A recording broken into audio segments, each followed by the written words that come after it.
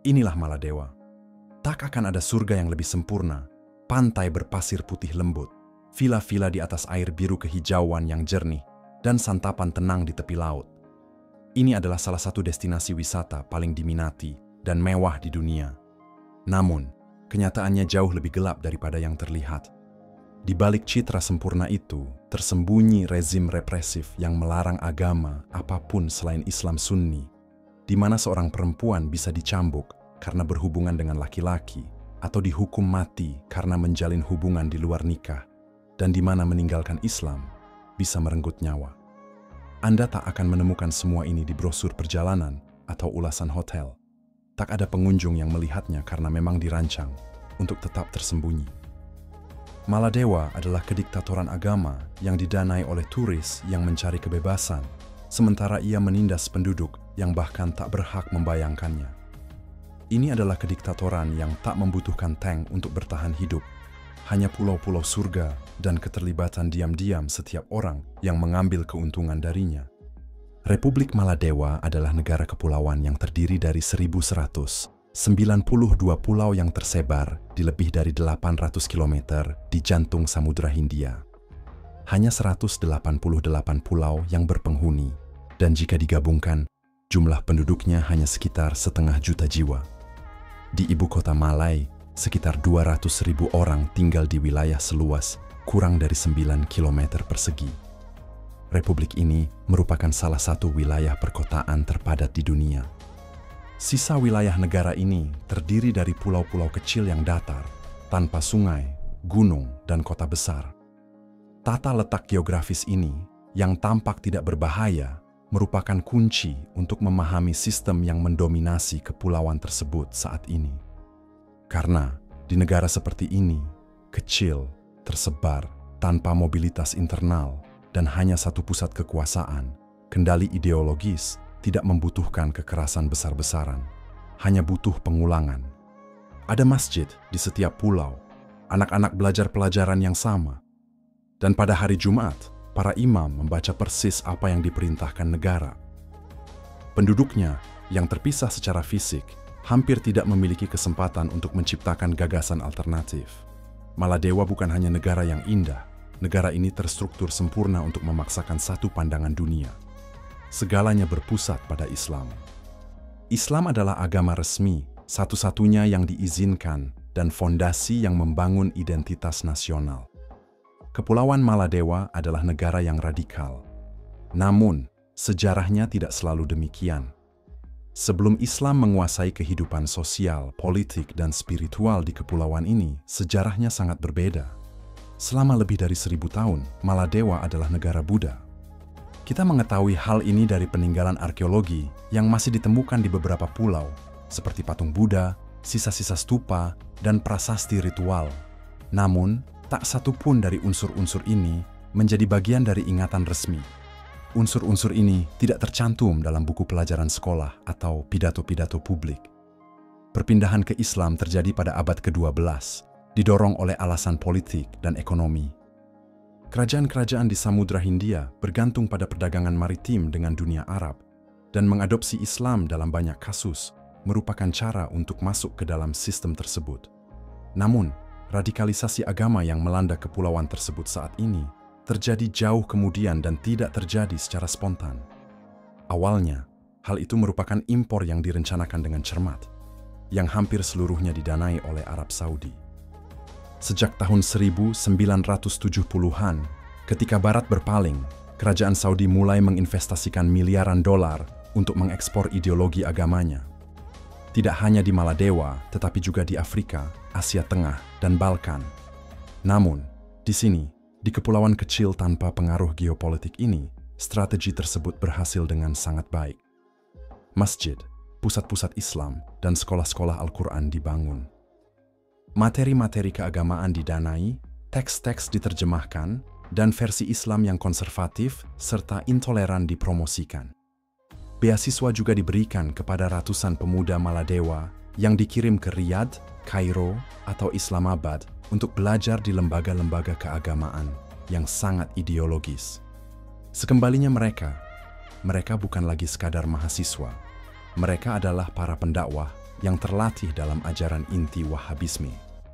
Mereka menduduki posisi kunci di masjid, sekolah, pengadilan, dan kementerian urusan Islam. Maladewa adalah negara yang tepat untuk menguji model ini. Kecil, muslim, miskin, tanpa militer, tanpa tekanan internasional, dan sepenuhnya bergantung pada pariwisata serta bantuan asing. Bagi Arab Saudi, mengekspor agamanya dan mengendalikan wacana Islam global adalah cara untuk memperluas kekuatan politik, ekonomi, dan simbolis tanpa perlu menembakkan satu peluru pun. Dan di Maladewa, eksperimen itu berhasil dengan sempurna. Namun Maladewa tidak hanya mengimpor agama, mereka juga belajar bagaimana menggunakannya sebagai alat kendali politik. Pada tahun 1978, ketika Arab Saudi mulai mendanai ulama dan masjid, Mamun Abdul Gaume berkuasa. Ia memerintah selama 3 dekade, menjadi presiden dengan masa jabatan terlama dalam sejarah negara itu. Strateginya jelas sejak awal, yaitu menggabungkan kekuatan politik dengan otoritas keagamaan. Gaume, yang belajar di Mesir dan dipengaruhi oleh pemikiran Islam pan-Arab konservatif, adalah seorang diktator yang berbeda. Ia tidak membutuhkan tank untuk menindas rakyat, cukup dengan menampilkan dirinya sebagai penjaga agama. Melalui Kementerian Urusan Islam, negara mengendalikan siapa yang boleh berdakwah, apa yang diajarkan di sekolah, dan bagaimana Islam ditafsirkan.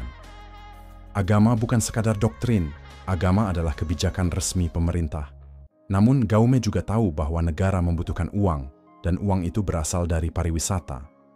Selama masa kepresidenannya, sektor pariwisata berkembang pesat dengan investasi di hotel-hotel mewah, infrastruktur untuk pengunjung internasional, dan kampanye untuk mempromosikan Kepulauan Maladewa sebagai destinasi eksklusif. Hasilnya adalah kontradiksi struktural yang tidak dapat diabaikan. Maladewa adalah negara di mana Islam yang ketat mengatur kehidupan warganya. Namun, pariwisata barat membiayai perekonomiannya. Bagi turis yang tiba di Maladewa, segalanya tampak seperti mimpi. Terumbu karang, perairan biru kehijauan, dan vila-vila pribadi yang mengapung di lautan. Sungguh kartu pos yang sempurna, perpaduan kemewahan, kedamaian, keterasingan, dan keindahan. Dan yang terpenting adalah kebebasan. Namun, pengalaman itu tidak terjadi di negara yang sebenarnya. Itu terjadi di dalam gelembung yang dirancang khusus untuk turis. Di sana, pengunjung dapat minum alkohol, memutar musik hingga fajar, merayakan tahun baru, dan mengenakan bikini. Hal yang sama dapat mereka lakukan di Aiza atau Bali. Namun, tak satu pun dari kebebasan itu ada di pulau-pulau tempat tinggal penduduk Maladewa. Karena Maladewa bukan hanya satu negara, melainkan 2 negara yang terpisah. Satu untuk turis, dan satu lagi untuk penduduk lokal. Dan pemisahan itu bukanlah sesuatu yang informal. Pemisahan itu diciptakan, dilembagakan, dan disempurnakan oleh negara itu sendiri setelah ekonomi nasional mulai bergantung pada pariwisata internasional. Pemisahan itulah yang menjadi inti dari model ekonomi. Faktanya, dari 188 pulau yang berpenduduk, 28 dihuni oleh warga lokal, dan 160 sisanya digunakan secara eksklusif untuk resor. Setiap pulau resor beroperasi di bawah sistem pengecualian. Pulau-pulau tersebut terdaftar sebagai enklave pribadi di bawah lisensi yang memungkinkan operatornya mengabaikan banyak hukum Islam yang berlaku di seluruh negeri. Pulau-pulau tersebut tidak berada di bawah tingkat kendali agama yang sama. Mereka adalah zona abu-abu yang ditoleransi atas dasar pragmatisme, bukan ideologi. Kebebasan yang dinikmati wisatawan di pulau-pulau tersebut adalah sebuah produk dan dijual sebagai bagian dari paket liburan. Kebebasan tersebut bukanlah hak yang sebenarnya, karena warga negara sendiri tidak diizinkan untuk menikmatinya. Agar seorang Muslim dapat memasuki salah satu pulau tersebut, mereka memerlukan kontrak kerja atau izin khusus. Mereka dapat menyajikan koktail, menata meja, dan menghibur para tamu, tetapi mereka tidak dapat menikmati sedikit pun dari apa yang mereka sediakan. Di pulau-pulau lokal, tempat tinggal 99% penduduknya, alkohol dilarang, pakaian tunduk pada kode moral, dan menunjukkan kemesraan di depan umum dapat dihukum. Hari raya non-Islam dilarang, dan segala upaya untuk mengadopsi perilaku asing dapat dihukum secara sosial atau bahkan hukuman berat. Model ini bukan sekadar kontradiksi, ini adalah sistem kekuasaan, cara untuk mempertahankan rezim yang justru mengeruk keuntungan dari kebebasan yang dilarangnya. Hasilnya adalah masyarakat yang terfragmentasi dan diawasi ketat. Banyak anak muda Maladewa tumbuh besar dengan melihat gemerlap lampu pulau-pulau resor dari tepi pantai. Mereka tahu bahwa hanya beberapa kilometer jauhnya, orang-orang menikmati segala sesuatu yang dilarang untuk mereka miliki. Namun, menginginkan kehidupan seperti itu berbahaya. Itu berarti mengkhianati agama dan menantang sistem yang tidak menoleransi pembangkangan, karena sistem itu dibangun khusus untuk menekannya. Maladewa telah menyelesaikan paradoks strukturalnya dengan mengisolasinya, mengubah pariwisata menjadi produk tanpa kontak dengan realitas. Ini adalah keseimbangan buatan, tetapi berhasil. Dan yang terpenting, negara ini rapuh. Karena setiap sistem memiliki titik lemah, dan titik lemah Maladewa selalu sama. Jika negara ini gagal, jika krisis lepas kendali, keseimbangan rapuh antara represi internal dan toleransi wisatawan bisa runtuh. Pada tanggal 26 Desember 2004, gempa bumi berkekuatan 9,1 skala Richter di Samudra Hindia memicu salah satu tsunami paling dahsyat dalam sejarah modern. Kepulauan Maladewa dengan wilayahnya yang datar dan tersebar di permukaan laut terekspos sepenuhnya. Puluhan pulau hancur, ribuan orang kehilangan segalanya, dan ratusan orang meninggal. Negara yang kewalahan hampir tidak dapat merespons. Dan kekosongan itu diisi oleh organisasi-organisasi Islam, banyak di antaranya didanai dari luar negeri. Mereka datang pertama kali menawarkan makanan, air bersih, dan bantuan untuk membangun kembali rumah-rumah. Dan yang terpenting, mereka membangun masjid, banyak sekali masjid. Yang dulunya sekolah negeri kini telah menjadi pusat studi agama. Bantuan datang dengan ideologi, dan logikanya sederhana dan kuat. Anda selamat dari tsunami karena Tuhan mengizinkannya. Jika Anda menginginkan perlindungan, Anda harus menaati hukumnya.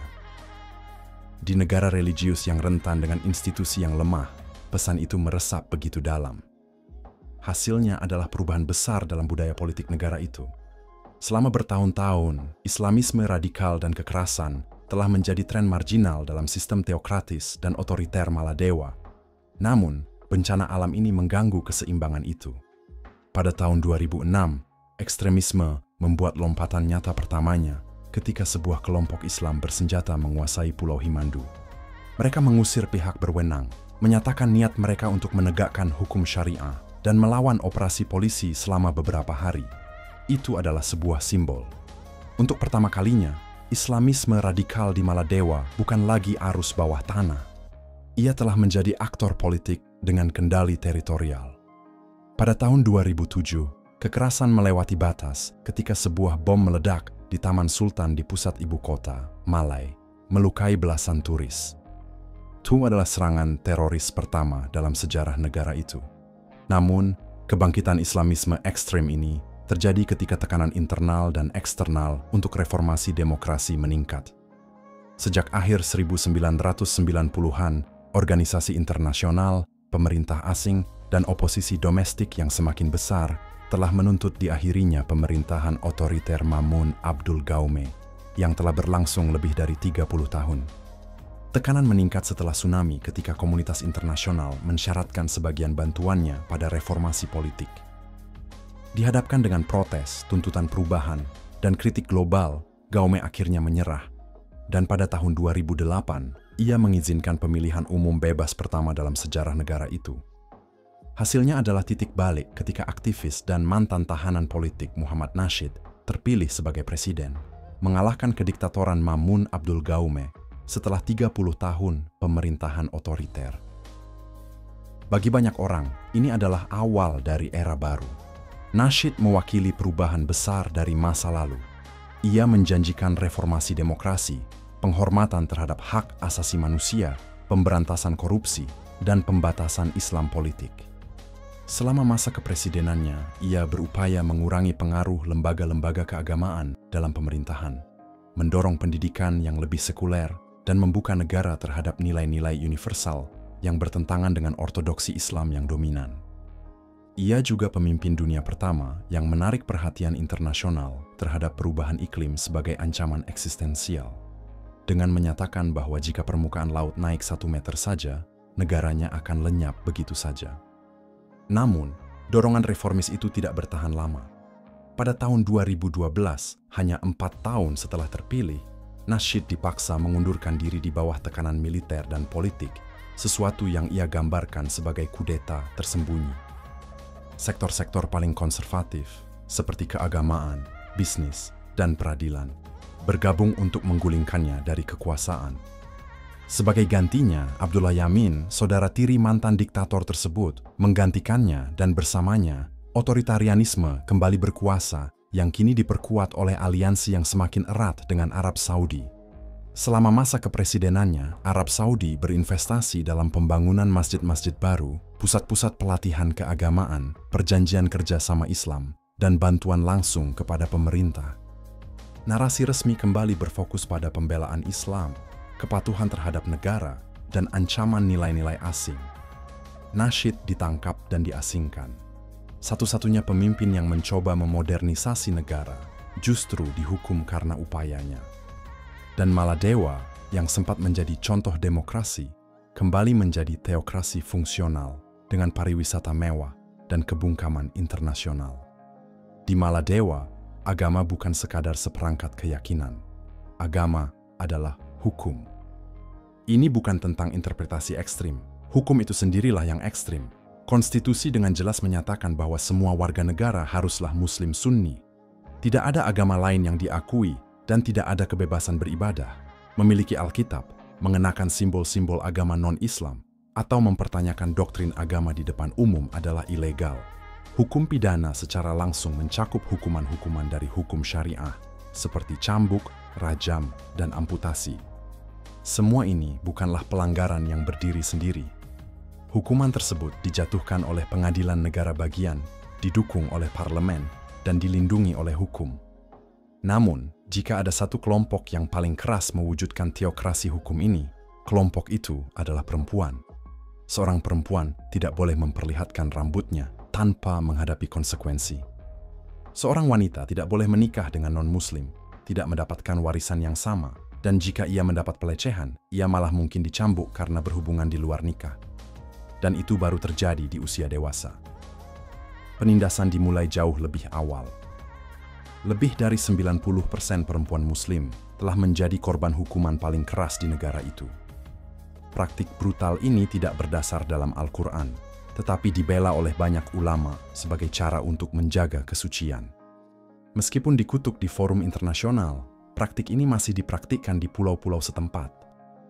Anak perempuan belajar sejak usia dini bahwa mereka harus patuh, menutupi diri, dan diam, bahwa tubuh mereka adalah sumber rasa malu, bahwa hasrat mereka adalah ancaman, dan bahwa kebebasan mereka adalah dosa.